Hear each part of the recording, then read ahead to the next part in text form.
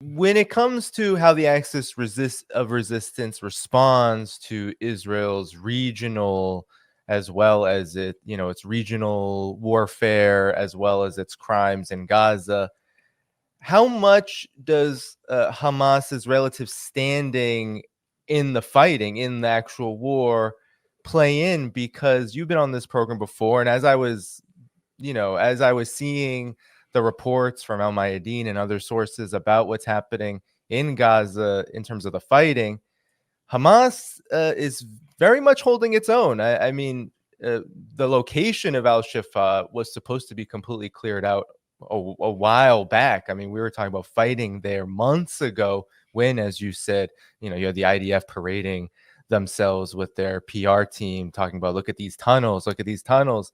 That was supposed to be the end of that. The bombing has been just absolutely horrid in that part of Gaza, but yet Hamas is fighting, standing, and in many ways is just not going away. There's no indication that they are going to submit or be defeated. So, Scott, your brief reaction to how much does Hamas, as well as the other Palestinian resistance groups and their fighting, play into how the axis of resistance responds to Israel's overall incursion and warfare?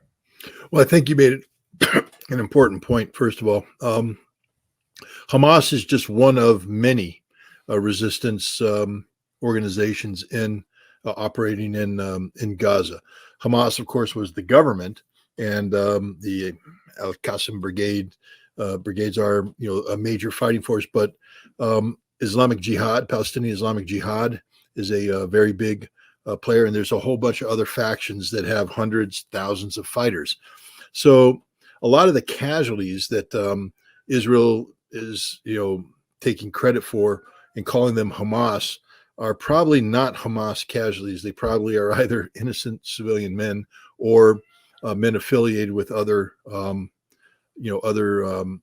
factions. But even the most optimistic accounting says that 85% of the resistance of Hamas resistance is still intact. That after 6 months of fighting, Israel, there's still 85% of Hamas resistance capacity in play. And this is backed up by the fact that Hamas recently met with Hezbollah, met with Nasrallah, and Nasrallah was asking them, is it time for us to pull the trigger? And according to Nasrallah, the Qassam brigade said, no, we got this under control. And Nasrallah put out a figure that was different than the 35%, the 85%. Nasrallah said that Hamas has only lost 10% of their capacity. Somewhere in between there is probably the truth. But the point is, Israel hasn't defeated Hamas, and the Israeli Defense Forces acknowledge this. You see this in Israeli reporting, where they say we haven't defeated Hamas. Hamas is still there, and you see this in the news reporting. There was a battle fought in northern Gaza just yesterday, and when you read about it, it said that Israeli forces advanced into this neighborhood, but were compelled to retreat back to their starting position because of the heavy Hamas resistance. Wait a minute, I thought you told me that Hamas has been eradicated in northern Gaza, and yet you can't go into a piece of ground and occupy it because Hamas is resisting to a degree that compelled you to retreat. So this isn't just one or two guys popping up with rocket propelled grenades. This is organized resistance, which shows command and control, logistics, communication. Hamas still functioning. So Israel's a long way away from defeating Hamas, and I don't think Israel has the capability of defeating Hamas. And the same thing, they haven't occupied Shifa Hospital. They've withdrawn. They went in, they committed whatever they committed. I call it an atrocity. I call it murder. They call it the most effective military operation in the history of warfare. They got their result, but now they've left, and Hamas will come back and will reoccupy that territory. Gaza can't be occupied by Israel, and until 6 months, you got 15% of Hamas. when you want to go 6 more months, so you get 30%, then another year, and you can say 60%, but now you still have 40% to go. I see this isn't going to last 6 more months. This isn't going to last a year because of the international situation. Now, my wife always tells me, don't read the comments, but you've seen my eyes. I've been going over reading the comments. And a lot of people critical. They're like, Scott, that's the stupid, most dumbest advice you could give to the Iranians, that we need to retaliate. You guys don't know what you're talking about, with all due respect, to be honest. Because I just told you that Israel's not winning the fight. So what do you want to do to change that outcome? Why do you want to expand the conflict so Israel's defeat in Hamas becomes irrelevant? Okay, the whole idea here, the whole reason why Hamas launched October 7th was not to create a regional war involving Hezbollah or Iran. The whole purpose was to create the conditions for the creation of a Palestinian state. That's it, straight up. And that's happening. Hamas's plan is unfolding. If you look at everything Hamas said they wanted to accomplish, they're accomplishing that. Everything Israel said they don't want to do, they're going to be compelled to do. A ceasefire, a hostage exchange. This is things that are going to happen because Israel can't continue this fight. So why do you want to have the Iranians come in and shake all that up? I mean, I respect everybody's position, but I'm just telling you, you're dumber than dirt. Look, guys, I've been doing this an awful long time. I've provided a lot of advice to a lot of people who are very senior. And I think that this advice would be good advice because it takes into account the strategic realities. You can't get bogged down in revenge. You can't get bogged down in tactics and operations. You have to pull back and think strategically and what you're trying to accomplish. The strategic objective of Hamas is a Palestinian state. A Palestinian state right now is on the table. People are talking about it in ways that they haven't been talking about it ever. And it's there. And that discussion will continue to evolve the more Israel finds itself in a strategic bind. But if you turn this into, I'll just give you an example, and just again, people, please reflect on this. On October 6th, nobody was talking about the Palestinian people. I know Richard Medhurst wears, Danny Hannafong does. There's some people out there, but none of the big players in the world, Danny, no offense, but it wasn't on the president of the United States table. It wasn't on any of the tables of the big players out there. Saudi Arabia could care less. They were ready to go into this, India, Middle East economic corridor. So was Jordan, the UAE. Everybody's talking about normalization of relations with Israel, which means that you had to embrace the Abrams Accord, which was about endorsing West Bank settlements, which broke the back and the viability of any Palestinian opportunity. So if anybody was talking about a Palestinian state, it was a lie. We support a Palestinian state, but you don't, because you support the Abrams Accord, you support the partitioning of the West Bank, the continued expansion of settlements, and the normalization of relations with Israel. Israel, which when they talk about these expansive economic factors, are talking about from the river to the sea. We're not allowed to say that if we articulate in support of Palestine, but if you're on the side of Israel, you can say that. Likud makes it part of their formal mission statement. But Israel has been talking about greater Israel, no Palestine, boom. And that's the direction this was heading. This was heading to the Palestine was done. So now it's on the table. The best way to finish that and kill it and put a stake through the heart of this is to change the discussion to global energy security. Because you want to know what are going to make people stop going in the streets demonstrating for the Palestinian people?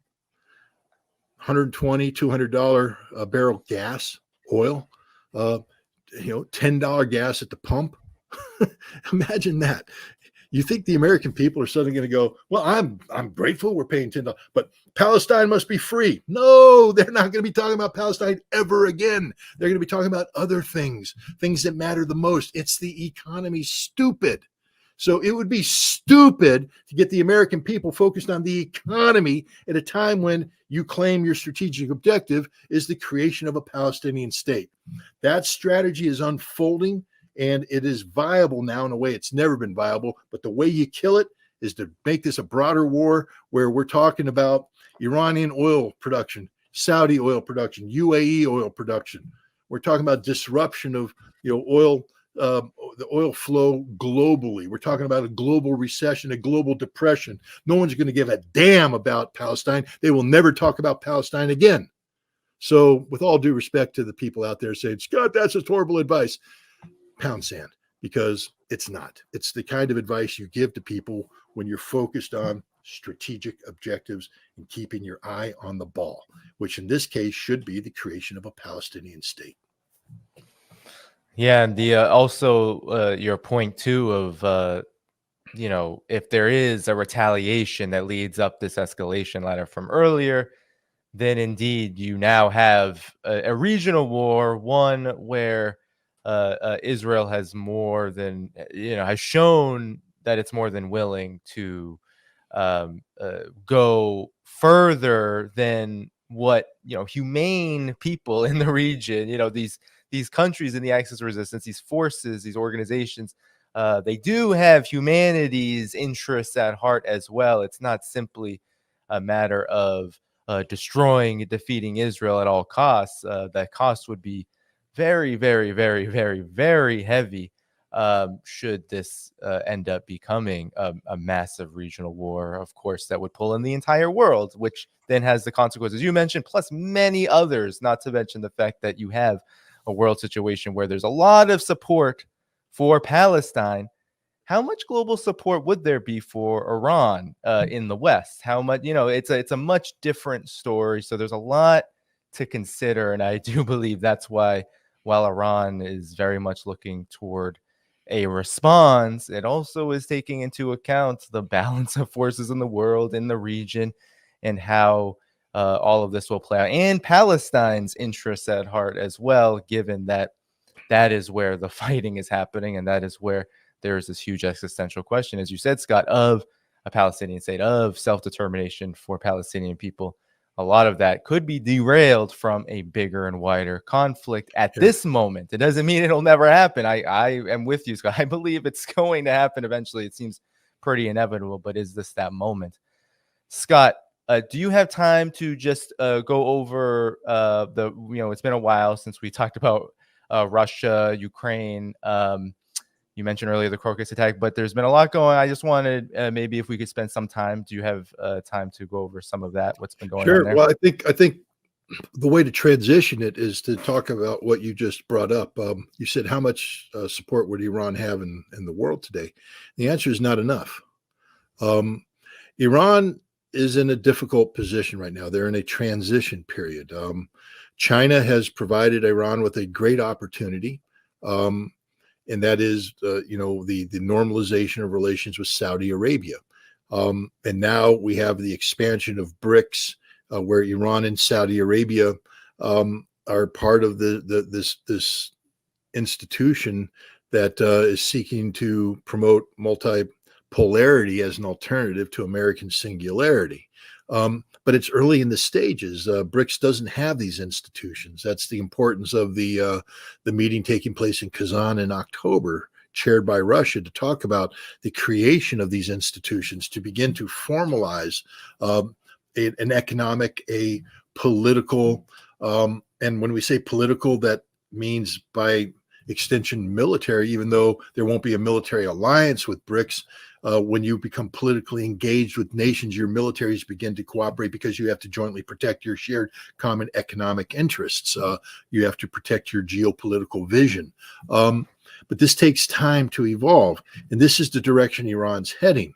Right now, Iran and Russia are working on, their relations have not always been good. I mean, understand that, back in the Soviet Union, when the Iranians cracked down on, I think it was the Tudeh party, the Communist Party, that sort of made the Soviets mad, the Russians mad, and the Iranians are, a theocracy that looks askance at Russia, or at least in the past has. But now they're trying to repair their relations. They have common cause, common interests, but their interests haven't evolved to the point where they are truly intertwined strategically. And so Iran has to be careful about creating too much trouble for Russia, which, although they're doing well, this wasn't automatic for Russia. There was a lot of work that had to happen for Russia to survive Now, what was the 16th round of sanctions coming up this month? You know, Vladimir Putin himself has acknowledged that in the late summer, early fall of 2022, he didn't know which direction the Russian economy was going. That's why he was hesitating on, do I mobilize? What do I do? How do I respond to, NATO and the United States with this new lend-lease, billions of dollars flowing into Ukraine? How do I respond? I can't overreact in terms of mobilization because the economy may not be able to sustain the workforce being reduced in such a dramatic fashion at a time when I'm trying to increase defense production. And then it turned out that things were okay, that the economy didn't shrink 25%, it shrank 3%. And then it looked like they were going to expand, and they're growing now. So Russia's in a comfortable place, but it doesn't mean that they're out of the woods yet. They're still, they're still out there chopping trees. Nothing's taken for granted. And so now you have the Russians playing this game where they're trying to build economic ties with China, with India, with the global South, with Iran, with everybody. But they have these relationships haven't had a chance to mature. We're talking just, some cases, this new reality that's only 2 years old. It hasn't matured yet. It hasn't built the roots necessary to hold firm. And so if Iran gets involved in this crazy escalation that leads to a general war that, has Russia say, God, if we go all in with Iran, our economy could collapse. We haven't solved this Ukraine problem yet. No, we're not doing it. We're not doing it. We're not going to, we'll jettison Iran as opposed to bringing down the entire ship. I'm not saying that's I'm not saying that's what Russia would do. I'm just saying that has to be a discussion that would be had in Russia and everywhere else. And so, the Russians right now this is, again, one of the great advantages of Russia, their emphasis on diplomacy. And so I think you're going to see the Russians arguing for diplomacy, which is another reason why I don't think the Iranians are going to do something precipitous in terms of retaliation, because I think the Russians are telling them too, guys, we're not there. We've got everything, all our ducks lined up so we can finish this Ukrainian thing, and it's looking pretty good for us this summer, etc. You go off and get involved in a global conflict that causes a diversion of resources, a disruption of the economy that we need to sustain to be able to get victory, and they can become problematic for us. So let's not go that route. Let's calm down, take the hit. We'll work our way, we'll get to where you can retaliate. We'll find an appropriate form of retaliation that doesn't lead to escalation. But, Russia's on the right track right now, and they don't need anything to throw them off that track. And so now I've hopefully successfully transitioned into Russia.